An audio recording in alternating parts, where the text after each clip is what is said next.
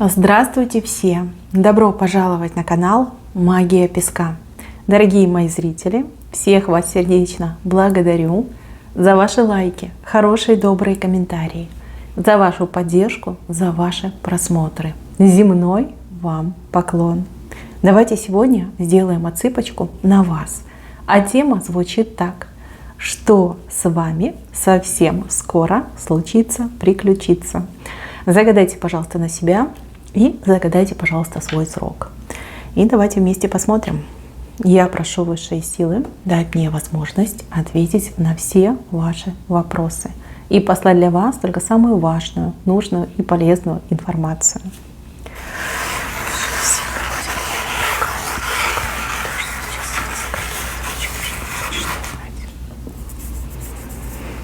Интересно. Здесь мужчина на коне, а здесь слоник хобот повесил. Ах, девочки, мужчины. Давайте начнем со слоника, да, с плохой новости. Мне очень грустно и жаль об этом говорить, но ждут вас траты. И ваш слоник хобот свой повесит, видите? Потратитесь, не знаю, правда, на что, на хорошее, важное, нужное, либо просто так, но траты вас ждут. Траты будут серьезные, траты, которые вас расстроят, честно говорю. Тут не буду вам занижать оценку, да, ну действительно расстроитесь. Расстроитесь, что столько пришлось денег отдать, да, либо заплатить, оплатить. Вещь может быть дорогая, да, вы там бюджет свой неправильно рассчитали. Ну, все бывает, да, все бывает. Главное, чтобы вы руки не опускали и так сильно не грустили. Помните, что деньги — это приходящее, уходящее, главное, чтобы здоровье было хорошее. Не надо так сильно печалиться и переживать. Что-то вы прям купите, приобретете, либо важную какую-то оплату совершите. Ну, смотрите, допустим, у вас там оплата кредита идет. И, ну, как ни крути, платить надо. Да, сумма большая, да, жалко отдавать эти деньги, но надо. Либо, например, вы там, к зиме готовитесь, какие-то курточки хорошие нашли, да, вот именно теплые, качественные, там, себе, ребенку, там, кому-то из близких. И вы понимаете, что эта вещь нужна, да, бесплатно никто нигде не даст. И надо ее купить. Вот вы покупаете, вроде как, о, классно, я купила, а потом такая приходите домой, считаете денежки, которые остались, понимаете, что все. Виллы пришли, денег-то нету, да, нету. Траты ждут, траты, которые нельзя избежать, нельзя отменить. И, соответственно, я вижу, что вы будете очень расстроены. Ну, буквально там вечер порастраивайтесь, а на следующий день уже полегче станет, попроще станет. Но траты обязательно идут. Так, прекрасный рыцарь на коне. Мои хорошие, если мужчина должен приехать, либо вы ждете какого-то мужчину, знаете, что он приедет гораздо раньше, гораздо быстрее, конь у него бодрый, да, может быть, на транспорте приедет, может быть, на такси приедет, да, доберется раньше времени. Плюс у мужчины для вас какой-то презент. Презент — это могут быть и дорогие подарки, и какая-то мелочь. Но, в общем, это куплено для вас и куплено с душой. То есть какой-то смысл в этом подарке есть. Мужчина будет в какой-то торжественной обстановке вам этот подарок преподносить. И вы уж, пожалуйста, удивитесь, похлопайте в ладоши и поблагодарите этого мужчину. Знаете, что он очень-очень старался. Ну, все бывает, да, может быть, вам этот подарок не по душе будет. Но здесь просто рекомендация этого мужчину поблагодарить. Не показывать, что вам этот подарок не понравился, а наоборот сказать, что ой, спасибо, мой там любимый, дорогой, порадовал, да, я так хотела эту хрень, спасибо тебе большое, да, ну, в таком ключе. Ну, а кому-то из вас действительно подарок очень понравится, и я думаю, что вы и без меня его поблагодарите. Так, а если нет у вас рядом мужчины, и вы никого не ждете, девочки, ну это тогда какой-то посыльный, может быть, там почтальон, может быть, курьер, а может быть, просто какой-то человек, которого попросили для вас что-то отдать и передать. То есть человек вам что-то привезет, принесет, передаст, отдаст. Да? Вот такая ситуация идет. Просто здесь фишка в том, что вы не ждете этого человека, либо не ждете так быстро, так рано не ждете. А он, видите, конь уже копытом в дверь вам стучится. Так, дальше. Здесь у вас какая-то женщина растрепанная, с претензией в вашу сторону. То есть она вас, скорее всего, в чем-то захочет обвинить, либо будет в чем-то вас обвинять. А вы такая, ни сном, ни духом, да, а что случилось? Значит, мои хорошие, эта женщина какая-то глупая, и ее тактика, знаете, ну, если не знаешь, что делать, нападай. Вот. Может быть, немножко вас повергнет в шок. Да? Ну, представьте, вы нормальный человек, живете нормальную жизнь. И тут какая-то бабища врывается в вашу жизнь, начинает в чем-то вас обвинять. Здесь главное не растеряться. Здесь главное сгруппироваться, ну и стать в эту бойцовскую стойку, показать, что нет, со мной так не надо, да? Либо со мной такие номера не пройдут. Если еще одно слово, да, мало не покажется. То есть не теряйтесь. Если на вас кто-то нападает, словесно нападает, да, не теряйтесь. Заготовьте какую-то фразу, либо потренируйте такой суровый взгляд, да, может, взглядом вы ее отпугнете. Здесь нужно как-то вот с собой поработать. Понятно, что если нормальный, адекватный человек не живет в таком в таких условиях, да, когда люди друг на друга нападают, то очень сложно адекватно среагировать. Но вы зашли на мою отсыпку, я вас предупредила, поэтому, пожалуйста, будьте добры, тренируйтесь. И будьте готовы к тому, что очень много умалишенных вокруг вас. Ну, по крайней мере, одна точно есть. Так, дальше идем. Левая сторона. В левой стороне паук вышел. Паук с толстым брюхом. Ну, здесь явно указание на то, что человек ведет обособленный образ жизни, и, возможно, у человека действительно полное тело, либо выпирающий живот. Это может быть как мужчина, так и женщина. Паук плетет свою сеть. Он вас, как вот эту прекрасную бабочку, хочет поймать в свои сети. Здесь либо какие-то хитрые люди, знаете, такие дельцы, торгаши, может быть, даже какие-то аферисты, да, аферистка, либо аферист. Либо это человек, который хотел бы вас, ну, извините за слово, использовать, либо на вас нажиться. Может быть, это начальник, такой толстобрюхий начальник, либо начальница, которая будет, ну, допустим, там, вас за бесплатно просить работать. Либо загружать вас работой и при этом платить какие-то, ну, слезы. Да? Вот имейте в виду, что есть такие планы на вас, вот охомутать, запутать в эту паутину, ну и попользоваться вами. Ой, как получится.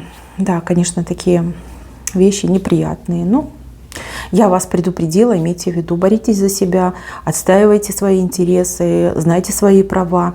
И, конечно же, поосторожней. Поосторожней со всякими заманухами, со сладкими обещаниями и прочими аферами. Да? Имейте в виду, что есть такой человечек сейчас в вашем окружении, в загаданное вами время будет вокруг вас эту паутину плести и пытаться вас поймать.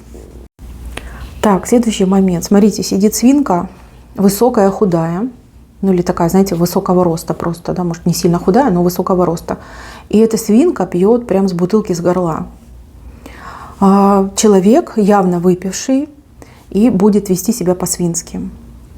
Если в вашем окружении кто-то пьет, либо любит, да, приложиться к бутылке, вы знаете, что человек своим поведением не порадует. Не порадует и даже может вас подвести. Ну, например, вам человек наобещал с 3 короба, сам ушел в запой, да, и как свинья с вами поступил. Ни обещание свое не исполнил, не позвонил, не перезвонил, а вы сидите и ждете. А когда же этот человек исполнит обещание? А где же он? А что случилось? Либо человек может уйти действительно в загул, в запой, вот, а вы будете искать и переживать, особенно если это близкий человек. Да, не предупредит, ничего не скажет, там, телефон не отвечает, домой не приходит, вы вся на нервах, да, свинское поведение. Поэтому, мои хорошие, имейте в виду здесь вот именно свинство из-за алкоголя. Вот, и человек может действительно подвести, либо чего-то там натворить, да, повести себя очень некрасиво.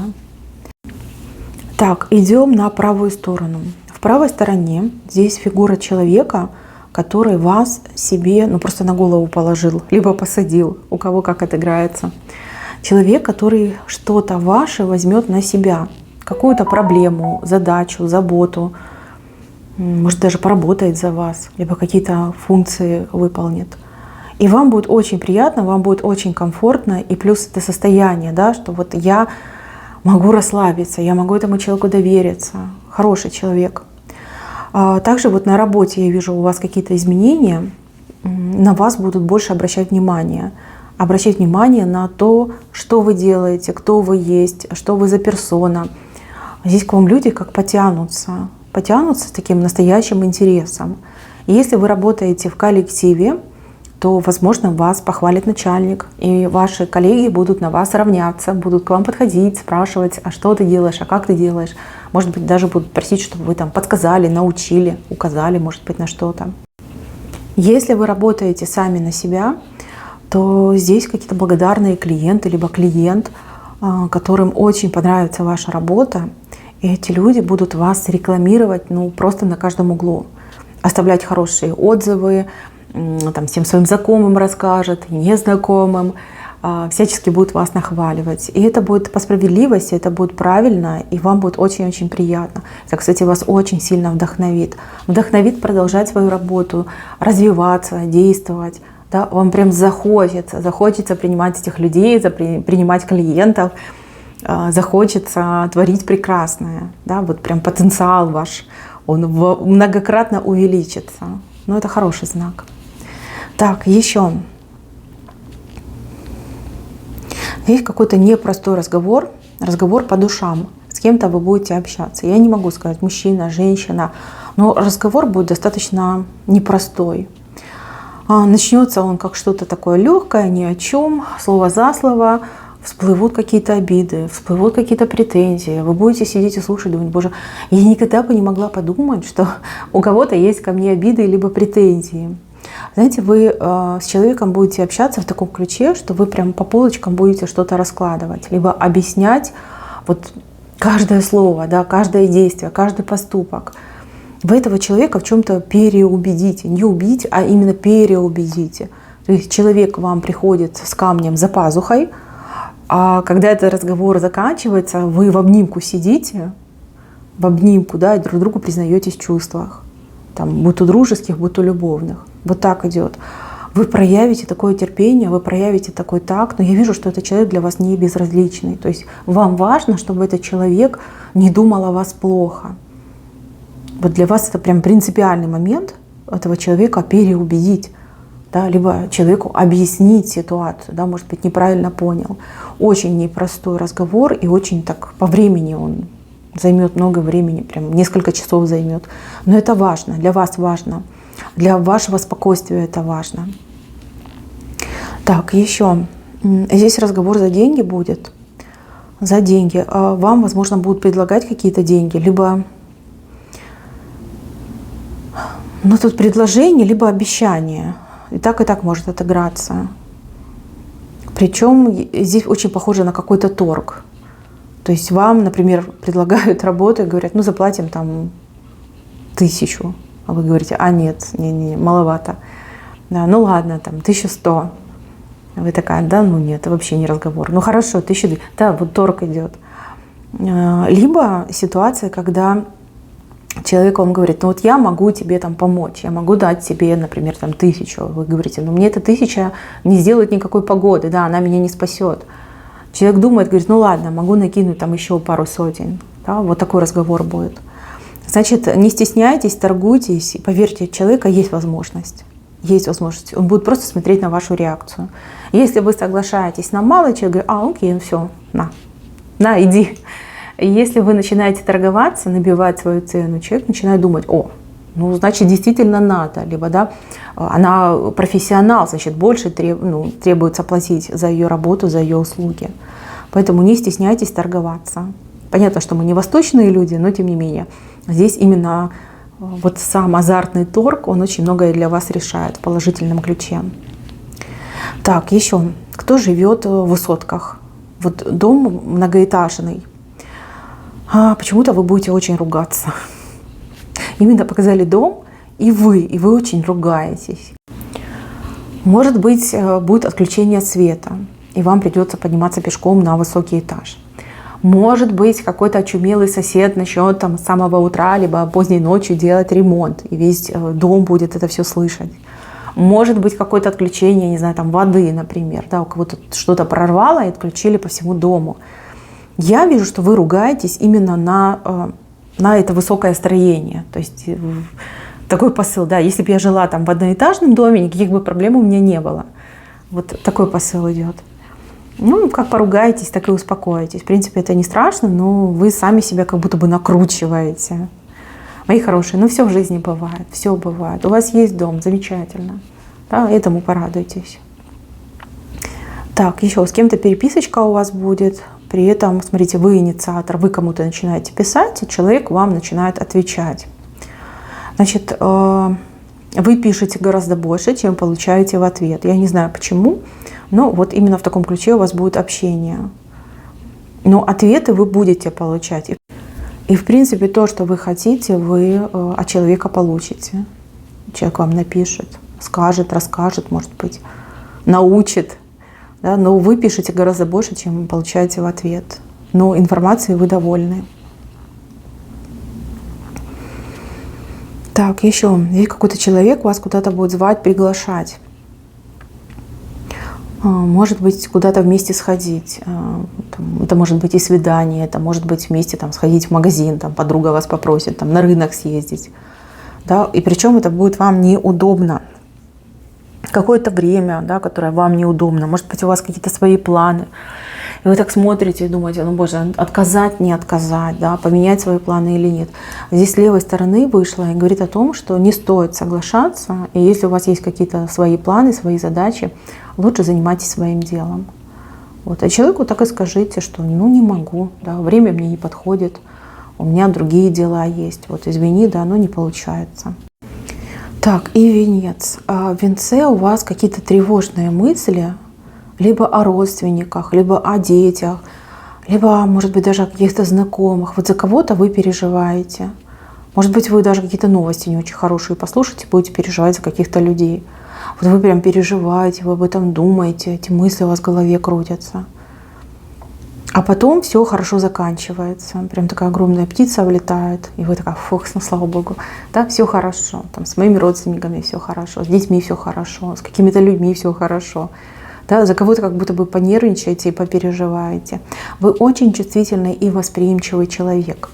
Это, конечно, прекрасно, но с другой стороны, знайте, что ваши вот эти нервные состояния очень сильно влияют на ваше здоровье.